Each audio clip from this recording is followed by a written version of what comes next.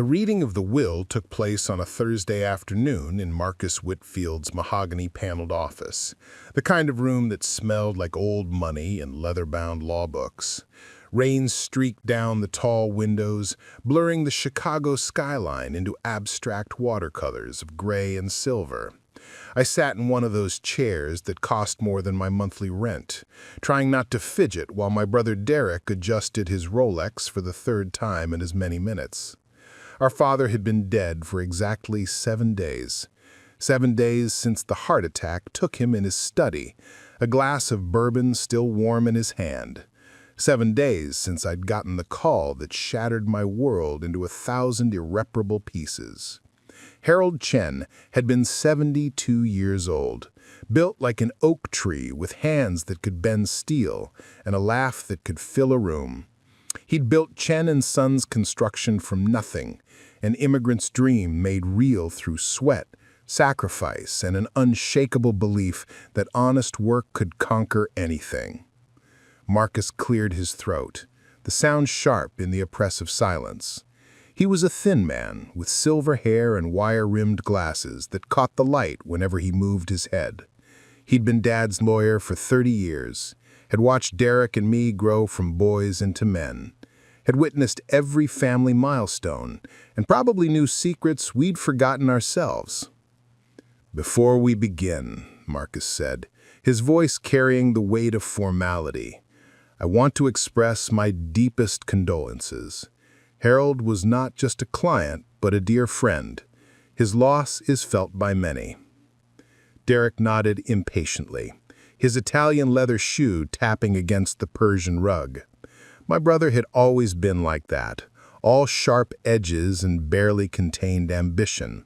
At 41, he was 3 years older than me, with our father's broad shoulders but our mother's cold, calculating eyes. He wore a charcoal suit that probably cost $5,000. His dark hair styled with that casual perfection that actually takes an hour to achieve. I, on the other hand, wore the same navy blazer I'd worn to weddings and funerals for the past decade. My hands were calloused from my work as a furniture maker, my nails permanently stained with wood oil no matter how hard I scrubbed. I'd chosen a different path than Derek, had walked away from the family business 12 years ago after a fight with Dad that neither of us ever fully recovered from. Marcus opened the folder before him, the papers inside crisp and formal. "Harold's estate is substantial," he began. "The primary asset is Chen & Sons Construction, currently valued at approximately $40 million. There are also various properties, investments, and personal effects." I felt the number hit me like a physical blow. 40 million? Dad had done even better than I'd thought he had. I remembered him as a young man just off the boat from Taiwan, working 3 jobs to save enough money for his first truck. He told me once late at night when I was a kid and couldn't sleep that he'd arrived in America with $200, a suitcase held together with rope, and a dream so big it scared him. "To my son, Derek Chen," Marcus read, his voice steady and professional, "I leave the entirety of Chen & Sons Construction, including all business assets, properties, contracts, and associated holdings. Derek has worked beside me for 20 years, learning every aspect of the business. He has earned this inheritance through his dedication and business acumen." Derek's face remained impassive, but I saw the satisfaction flash in his eyes. He'd expected this, had probably been planning for it, calculating how he'd expand, who he'd promote, which divisions he'd cut to maximize profit. This was his coronation, the moment he'd been waiting for since he was old enough to understand what inheritance meant. Marcus continued, "To my son James Chen, I leave my personal workshop and all its contents, including my toolbox." The words hung in the air like smoke. That was it. That was all. Not even the house. That apparently went to Derek, too, along with the cars, the vacation property in Lake Geneva, the stock portfolio. I got Dad's workshop, a converted garage behind the house where he'd spent his weekends and his toolbox. I felt something crack inside my chest, a hairline fracture in whatever hope I'd been holding on to. It wasn't about the money. I'd never expected millions. But this felt like a message, a final statement on what I'd meant to him. After everything, after 12 years of Sunday dinners where we barely spoke, after holidays where the silence at the table was louder than any conversation, this was his answer. "That concludes the primary bequests," Marcus said, closing the folder. "There are a few minor items, but those are the main provisions." Tarek stood immediately, already pulling out his phone. "I'll need to schedule a meeting with the board," he said to no one in particular. "Marcus, send me the complete asset list by tomorrow morning. James, we'll need to coordinate clearing out the workshop. I'm thinking of converting that space into a home gym." He left without looking at me, his footsteps confident on the hardwood floor, already living in a future where Dad's legacy was his to shape and mold. I sat there for a moment longer, feeling the weight of disappointment settle over my shoulders like a familiar, unwelcome coat. Marcus watched me with an expression I couldn't quite read. "James," he said softly, "your father left specific instructions about the workshop. He wanted you to go there alone, to take your time going through everything. He was quite insistent about that." "Sure," I said, my voice hollow. "I'll clean it out this weekend." I drove to the old house in Elmhurst that evening, as the rain finally stopped and the sun broke through the clouds in those dramatic shafts of light that make you think about God and second chances. The house was a sprawling Tudor that Dad had bought 20 years ago when the business really started to take off. Mom had decorated it before the cancer took her 8 years back, and Dad had never changed a thing. Her curtains still hung in the windows, her garden still bloomed every spring, maintained by a service he'd hired to keep her memory alive. The workshop sat at the back of the property, separated from the house by a stone path lined with hostas and ferns. It was a simple structure, 30 feet by 40 feet, with high windows and skylights that let in the northern light Dad preferred. I hadn't been inside in over a decade. Not since the fight that had driven me away from the family business and into my own small furniture studio on the south side. I used the key Marcus had given me, and the door swung open with a familiar creak. The smell hit me first. Sawdust and mineral spirits, WD-40 and old coffee. Every smell from my childhood, concentrated and preserved like a memory made tangible. Nothing had changed. Dad's workbench dominated the far wall, scarred and stained from decades of use. Tools hung in perfect organization on pegboards, each outline traced in black marker so you always knew where things belonged. Half-finished projects sat on sawhorses. A rocking chair, a jewelry box, a picture frame carved with intricate dragons. And there, sitting dead center on the workbench like it had been waiting for me, was Dad's toolbox. It wasn't fancy. Dad had never been about show. This was a simple metal box, red paint worn away in spots to reveal the silver beneath, covered in dents and scratches from 40 years of job sites and weekend projects. I'd seen him carry that box 1,000 times, had watched him open it with the reverence other men reserved for holy texts. I approached it slowly, my heart hammering in my chest for reasons I couldn't name. The workshop was silent except for the tick of the old wall clock and the distant sound of traffic on York Road. I reached out and touched the handle, the metal cool under my fingers, and lifted the lid. The top tray held the expected items: screwdrivers, pliers, a measuring tape worn smooth with use. But underneath, in the larger bottom compartment, something caught my eye. A leather journal, thick and weathered, the kind you buy at an expensive stationery store. It was wedged beneath a stack of folded papers, and when I pulled it out, I found my name written on the cover in Dad's precise, angular handwriting. My hands were shaking as I opened it. The first page was dated 20 years ago, right after I'd graduated high school. James turned 18 today. I took him to his first job site, showed him how to read blueprints, how to talk to subcontractors. He has the gift, can see the finished building in empty space, can solve problems before they become disasters. Derek is good at the business, but James, He has the heart of a builder. I see myself in him, the part of me that loves the work more than the profit.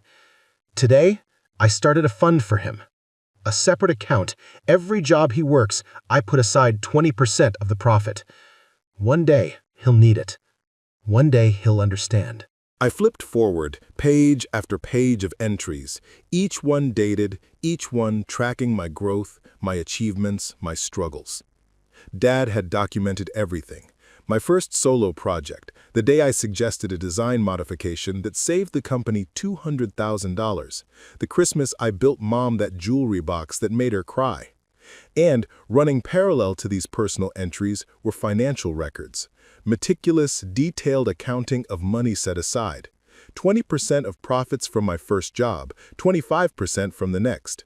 Dad had been building something, carefully and quietly, for years. Then I reached the entry from 12 years ago, the day of our fight. James quit today. We had words. He said I valued money over craftsmanship. Said I'd sold out. That Chen & Sons had become just another corporate builder, no different from the developers I used to despise. He's right.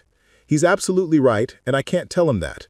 Derek wants to expand, wants to take the company public, wants to build fast and cheap and profitable. And I'm tired, too tired to fight him. But James still has the fire. He walked away with his principles intact. I'm proud of him, even if I can't say it, especially because I can't say it. The entry continued. Today I made a decision. The business goes to Derek. He's earned it, and truthfully, it's already more his vision than mine. But James gets something else, something more valuable. The account has grown to $847,000. I'm going to continue contributing, but differently now. Every building we construct, I take a personal commission, hide it in the books as consulting fees. That money goes to James's fund. By the time I'm gone, it will be enough for him to build what I couldn't. A company that builds beauty, not just buildings. A legacy of craft, not just capital. I sat down hard on Dad's work stool, the journal trembling in my hands. The pages kept coming, year after year of entries. Dad writing about seeing my furniture in a gallery, about buying one of my pieces anonymously at an exhibition, about driving past my small studio and sitting outside in his car, too proud or too stubborn to come inside. Saw James today, read an entry from 3 years ago. He was moving a walnut dining table into his shop. 8 feet long, hand-carved legs, finished so perfect it looked like glass. He stopped to help an old woman with her groceries. Still has his mother's heart. Derek called me twice during lunch about quarterly earnings. I'm tired of earnings. I miss the work. I miss my son. The final entry was dated 1 week before Dad died. Made final arrangements with Marcus today. The business goes to Derek. He'll be successful. He's ruthless enough for this new world, smart enough to navigate the changes coming. But James gets the truth. James gets the workshop, the tools, and the account. Current value, $6.247 million. Not as much as Derek's inheritance in raw numbers, but worth more in what it represents. Money that came from craft, from quality, from refusing to compromise. Money that says, I'm sorry. Money that says I was wrong. Money that says he was the son who understood what I really built before I forgot it myself. Under the journal, I found the papers. Bank statements, investment records, all in my name, dated going back 20 years. Dad had been telling the truth. The account held $6,247,000, built penny by penny from his personal commissions, from the part of the business Derek never knew about, from profits Dad had quietly redirected over 2 decades. But there was more. Underneath the financial records, I found blueprints, dozens of them, rolled and bound with rubber bands.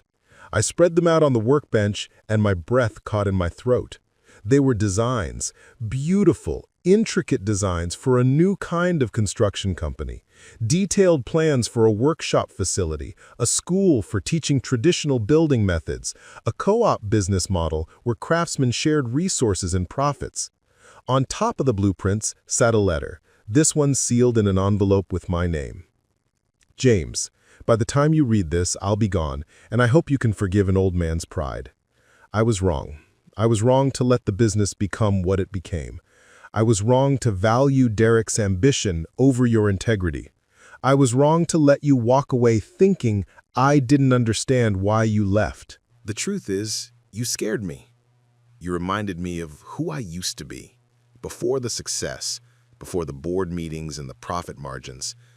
You were willing to be poor to stay honest, and that courage made me see my own compromises. It was easier to be angry at you than to face what I'd become. This money is yours. It always was. Every dollar came from work you inspired, from the part of me that never stopped being a builder, even when I was pretending to be an executive. Use it to build what I couldn't. Start the company I should have protected. Create beauty in a world that's forgotten how to value it. Derek will be successful. He'll make the business bigger, more profitable, more impressive to people who measure worth in stock prices. But you, James, you have the chance to build something that matters, something that will outlast all of us. The workshop is yours. The tools are yours. The designs are yours. But more than that, the choice is yours. You can take this money and build something extraordinary, or you can walk away again. Either way, know that I love you. Know that I was always proud of you. Know that you were right, and I should have said so. It was signed simply, Dad, with a PS that made my eyes burn with tears. The dragon carving on the picture frame was for you. I was going to give it to you for your birthday next month.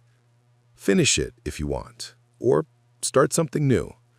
That's what builders do. I sat in that workshop until the light faded and the shadows grew long, reading and rereading every page, every entry, every note. Dad had seen me, had understood, had been building this gift for 20 years, brick by brick, just as carefully as he'd built every structure that bore his name. The next morning, I called Derek. He answered on the second ring, his voice already carrying the clipped efficiency of a CEO. James, make it quick. I'm heading into a meeting. We need to talk about Dad, about the will, about everything. There was a pause. If this is about the distribution, Marcus assured me everything was legally sound. Dad made his choices. It's not about that. I need you to come to the workshop, today if possible. There's something you need to see. Another pause, longer this time. I don't have time for sentiment, James. The workshop is yours. Do what you want with it. Derek, I said, my voice harder now. I found Dad's journal. I found the account. I found everything. You need to see this. The silence on the other end was absolute. Then, I'll be there at 2. He arrived exactly on time, stepping out of his black Mercedes, still wearing his suit, still carrying his phone. He looked around the workshop with the expression of someone visiting a museum of irrelevant history, his eyes skating over the tools and projects without really seeing them. What's this about, James? I've got the board meeting at 4. I handed him the journal without a word. Watched his face as he read the first page, then the second, then flipped forward, his movements becoming more frantic. He read the entry about the day I quit, and something in his expression cracked. He never told me, Derek said, his voice barely a whisper. He never said any of this. Keep reading, I said. He did, standing there in the middle of the workshop, reading page after page while the afternoon light slanted through the windows and painted everything gold. When he reached the financial records, his hand stilled. $6 million, he said. He built you a $6 million fund. I said, he built us both something. You got the company, I got this. Different inheritances for different sons. Derek set the journal down carefully on the workbench, his hand resting on the cover like he was taking an oath. I didn't know, he said, about any of this. I thought he agreed with me about the expansion, the cost-cutting, the efficiency measures. We doubled profits in 5 years, James. Doubled them. I know, I said. And you made him a lot of money, but Derek, read the later entries. Read what he really thought. My brother picked up the journal again, flipping to the final year of entries. I watched his face as he read Dad's growing disillusionment, his regrets, his quiet sadness at what the company had become. When he finished, he walked to the window and stood there, silhouetted against the light, His shoulders slumped in a way I'd never seen before. "I thought I was making him proud," Derek said finally. "Every quarter, every earnings report, I thought I was proving myself worthy of inheriting the company. But he was just tired. Tired of fighting me. Tired of what we built together." "He was proud of you," I said, and I meant it. "He wrote that too. You made the business successful. You did exactly what he raised you to do. He also had regrets about what got lost along the way." Derek turned from the window, and I saw something in his eyes I hadn't seen since we were kids. Uncertainty, vulnerability, fear. "What are you going to do with the money?" he asked. I showed him the blueprints, spreading them across the workbench. Explained Dad's vision for a different kind of company, one that balanced profit with craft, efficiency with beauty.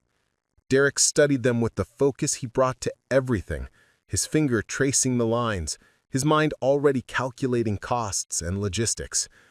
"This is ambitious. The numbers could work, but you'd need capital beyond what's in the account. Suppliers, equipment, labor, insurance. You're looking at $10 million minimum to launch something like this properly." "I know," I said. "I've been thinking about that all night. I'd need to take out loans, find investors who understand the vision, build slowly." Derek was quiet for a long moment. Then he pulled out his phone and made a call. "Marcus, it's Derek Chen. I need you to draw up some documents. Partnership papers. Equal ownership between James Chen and myself. New entity, new company. Keep it separate from Chen & Sons." He paused, listening. "Yes, I'm sure. Have them ready by Monday." He hung up and looked at me. "Here's what I'm thinking," he said. "You take your $6 million and start Dad's company, the one from the blueprints. Build it your way, with your values. I'll provide additional capital as needed, up to $5 million more, as a loan at minimal interest. But I want something in return." "What?" "I want Chen & Sons to be your first major client. I want you to take on some of our projects, the specialty ones, the ones where clients want something beautiful, not just functional. I'll pay premium rates, enough to keep your company sustainable while you build your reputation. And I want to learn from you." I stared at my brother. "Learn what?" "How to build things that matter," Derek said quietly. "How to do what Dad did before I turned him into something else. I can't undo the last 20 years, James, but maybe I can make the next 20 different. Chen & Sons makes the money. Your company makes the legacy. Together, we honor both sides of what Dad built." The proposal hit me like a revelation.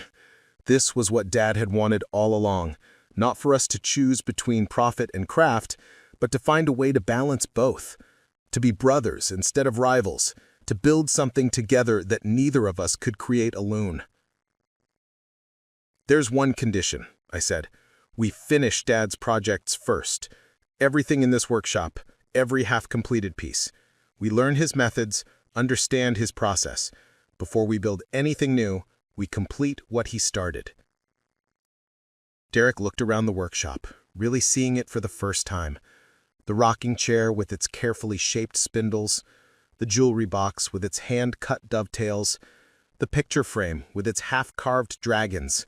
Months of work, maybe a year, on projects that would never make money, would never appear on a balance sheet. "Agreed," he said. And we shook on it there in Dad's workshop, surrounded by his tools and his dreams, sealing a partnership that felt like the answer to a question neither of us had known to ask. It wasn't the inheritance Dad had written in his will, but maybe it was the one he'd really wanted to leave us, a reason to come together, a way to honor both sides of what Dad built. Over the next 6 months, Derek and I spent every Saturday in that workshop. We'd arrive early, around 7, with coffee and breakfast sandwiches from the diner Dad used to love. Derek would shed his CEO uniform for jeans and old t-shirts, and I'd teach him the things Dad had taught me: how to read wood grain, how to sharpen a chisel until it could split a hair, how to sand with the patience of prayer until the surface felt like silk. We finished the rocking chair first. It took 8 weeks, working slowly, learning to move at the speed of craft rather than commerce. Derek proved surprisingly good with his hands once he stopped trying to optimize every process and just let himself feel the work. The day we applied the final coat of finish, he sat in that chair in the middle of the workshop and just rocked, back and forth, his eyes closed, and I swear I saw tears on his cheeks. I'd forgotten why we build things. I'd completely forgotten. The jewelry box came next, and this one was harder. The dovetails had to be perfect, the interior lined with felt, the hinges mounted with precision that bordered on obsession. We argued about technique, about the right way to cut the pins, about whether to use hide glue or modern adhesive. These were good arguments, the kind Dad used to have with us when we were kids. Debates about craft that mattered because the work mattered. But it was the dragon frame that changed everything. Dad had carved 3 of the 4 dragons, each one unique, each one emerging from the wood like it had been hiding there all along, waiting for the right hands to free it. The 4th corner sat blank, waiting. We stared at it for weeks, neither of us willing to touch it, both of us afraid we'd ruin Dad's masterpiece. "You should do it," Derek said finally. "You have the skill." "We should do it together," I countered. "You sketch it out, I'll do the rough carving, you do the detail work, like Dad used to do with us when we were kids. Remember? He'd let us work on pieces together. Said 2 sets of eyes saw things 1 set missed." So that's what we did. Derek designed a dragon different from the other 3, younger, less fierce, looking upward instead of sideways. "The next generation," he said when I asked about it. "Not replacing the others, just joining them." It took 12 weekends to carve that dragon. Slow, meticulous work that couldn't be rushed, couldn't be optimized, could only be done with patience and attention and love. The day we finished, we stood back and looked at the complete frame. All 4 dragons now forever caught in wood. And Derek put his hand on my shoulder. "He knew," Derek said.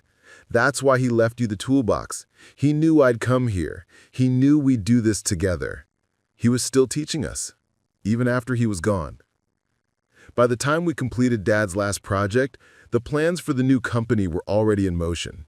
I'd found a property on the west side, an old furniture factory with good bones and plenty of space. Derek had introduced me to suppliers who gave me the rates normally reserved for Chen & Sons. We'd hired 3 master craftsmen, an old Korean joiner who'd worked with Dad 30 years ago, a young black woman who could mill lumber with surgical precision, and a Mexican carpenter whose finish work was pure poetry. We called it Harold Chen Craftworks, and we built it exactly according to Dad's blueprints. Not just a workshop, but a school. Not just a business, but a movement. We took on apprentices, taught traditional methods, created pieces that would last generations. And Derek kept his word. Chen & Sons sent us their specialty projects, the ones where clients wanted something extraordinary and paid premium rates that kept us sustainable while we built our reputation. The first major project was a corporate headquarters for a tech company that wanted something bold. Derek pitched them on using Harold Chen Craftworks for the interior woodwork. Custom conference tables, built-in shelving, a feature staircase in the lobby. The contract was worth $800,000, enough to prove we could work at scale while maintaining quality. I'll never forget the day we installed that staircase. It was walnut, 8 feet wide, each tread book-matched so the grain flowed like water, the handrail carved with subtle waves that made you want to run your hand along it. The client CEO stood at the bottom, just staring. And then he said, "This doesn't look like a building component. It looks like art." "It's both," I told him. "That's the point." Word spread. We started getting calls from architects who were tired of generic finishes, from developers who wanted their properties to stand out, from private clients who were willing to pay for something meaningful. Within 2 years, we had a wait list 6 months long. Within 5, we'd opened a second location and started a formal apprenticeship program that attracted kids from all over the country. And Derek changed too. Not overnight, not dramatically, but steadily, like water shaping stone. He started visiting job sites differently, spending time talking to the craftsmen, asking questions about technique instead of just timeline. He pushed back against the board when they wanted to cut corners on materials. He started a program at Chen & Sons to hire and train workers in traditional methods, arguing that quality workmanship is its own form of efficiency. The buildings last longer, they require less maintenance, they command higher prices on resale, but more than that, they mean something. My father understood that. I'm just remembering. Not everyone was happy with the changes. Some board members complained that Derek was becoming soft, that he was prioritizing legacy over profit. 2 of them tried to force him out in a hostile vote. Derek survived, barely, and the next board meeting, he brought me.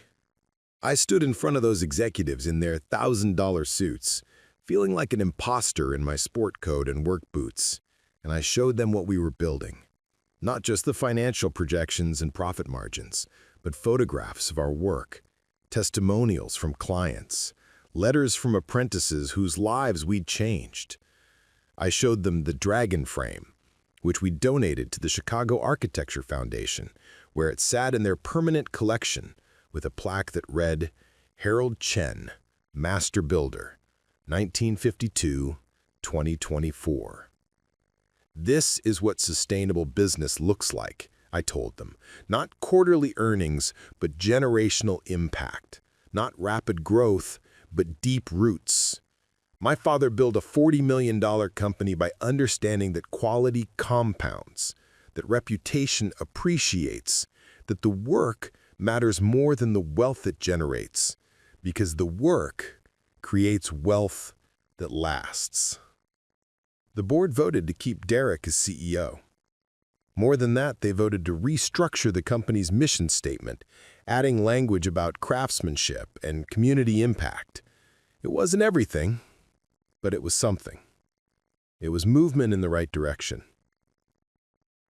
Preparing and narrating this type of story took us long efforts and hard work, so if you are enjoying the story, please consider subscribing to our channel.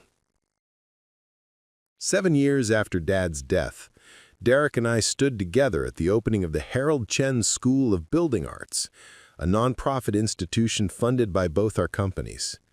It was housed in a restored warehouse near our workshop, with classrooms and tool libraries and studios where students could learn everything from traditional joinery to stone carving to metalwork.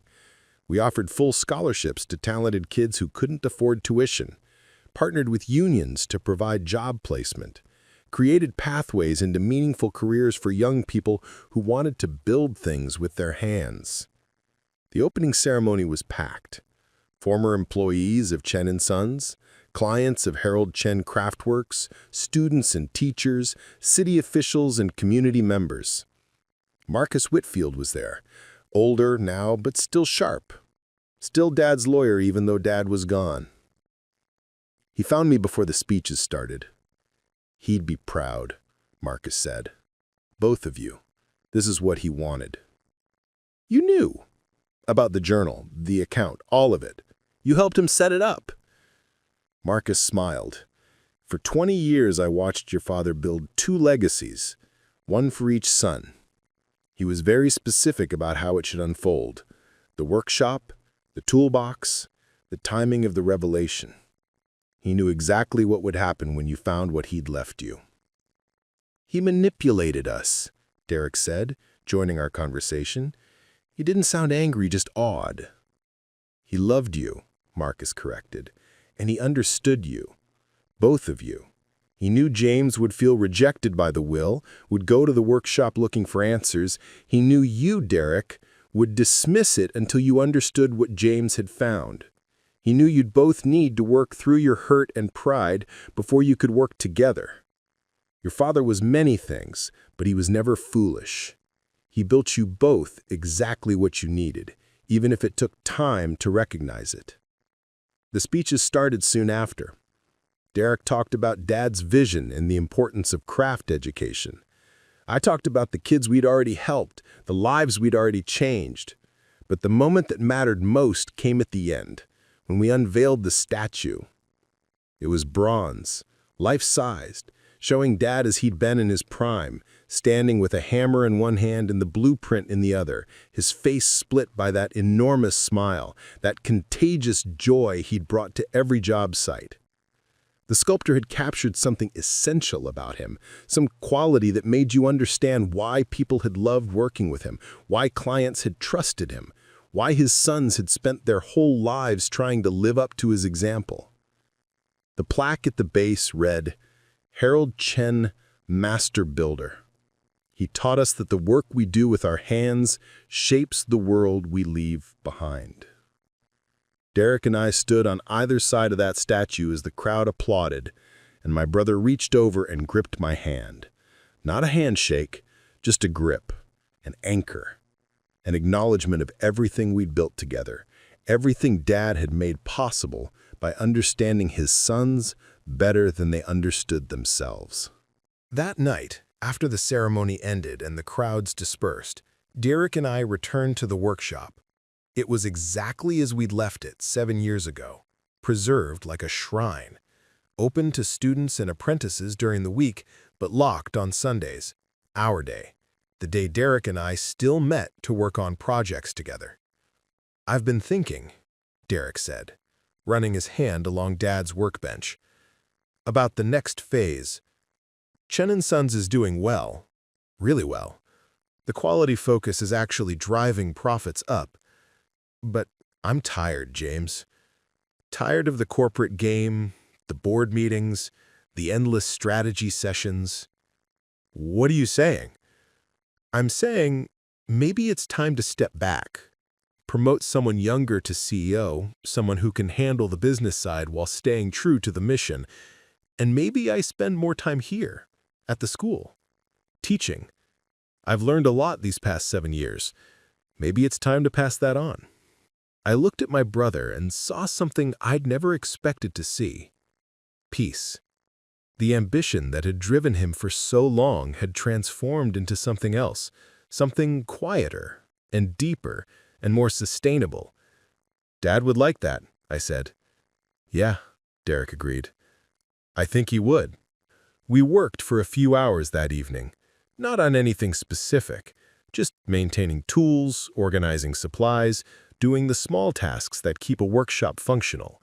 It was comfortable silence, the kind that only comes from years of working beside someone, from shared understanding that runs deeper than words.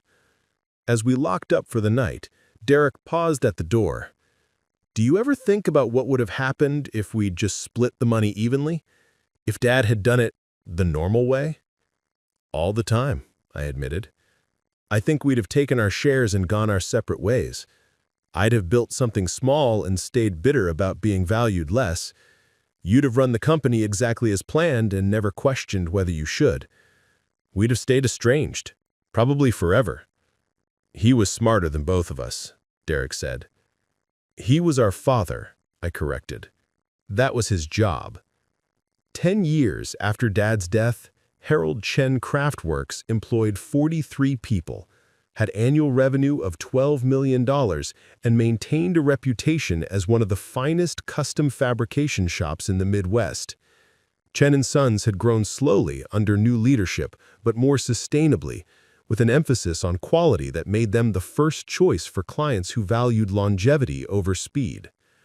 The school had graduated 217 students, with 94% job placement in skilled trades. We'd expanded to include programs in traditional masonry, ornamental metalwork, and timber framing. Former students sent us photos of their work, restaurants and homes and public spaces built with pride and skill, each one a small testament to what Dad had started. Derek had stepped down as CEO, taking a position as Director of Craft Education across both companies. He spent his days teaching, mentoring, visiting job sites to work alongside crews. The transformation in him was complete. The man who'd once measured success in quarterly earnings now measured it in apprentices trained, in techniques preserved, in the quality of work that would outlast us all. I'd gotten married to an architect named Sarah, who understood why I sometimes spent whole Saturdays in the workshop without producing anything, who knew that craft wasn't just work, but a kind of meditation, a way of being in the world that required patience and attention and love. She'd known Dad briefly before he died, and sometimes she'd tell me stories about their conversations, about how he'd talked about his sons with such pride and such hope. "He always said you'd find your way back together," she told me once. He said it might take time, might require some orchestration on his part, but that his boys were too smart and too good to stay apart forever. He was right, I said, about that and so much else. On the 10th anniversary of Dad's death, Derek and I organized a memorial gathering at the school. Not sad, but celebratory, a recognition of everything he'd built, everything he'd made possible. We invited everyone whose lives he'd touched. Former employees,